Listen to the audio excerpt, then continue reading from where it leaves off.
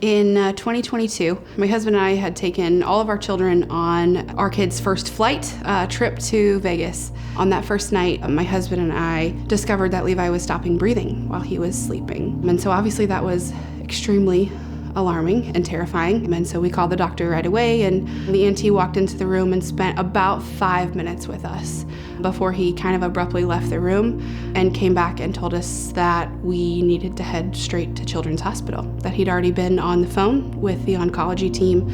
And it was there at that chest x-ray that they discovered about a 5.5-inch mass that was laying on top of his esophagus. March 19th, 2022, Levi was diagnosed with T-cell lymphoblastic lymphoma. That began our cancer journey as a family.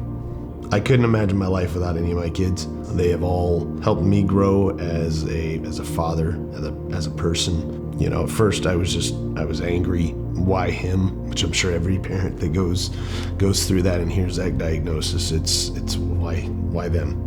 It taught me not to live life so fast, slow things down. In a house as big as ours is with as many kids, it's hard to slow things down because there's 5 million things going a day, and then you throw in chemo treatments and hospital stays and everything else, and it's even more added onto that. But I think we've learned to celebrate those milestones, whether it was the end of hospital stays or the end of IV chemo or end of oral chemo. For him to be in remission, his hair he refuses to cut it. He said once he went bald like Dad, he was never gonna do it again. The hardest thing for me was being away from my family and not getting to see them a lot when I was in the hospital at first. But then I knew that they could come and visit every once in a while, and then I got to see them a lot more. And then the day I came home, I was so happy just to see my friends and family.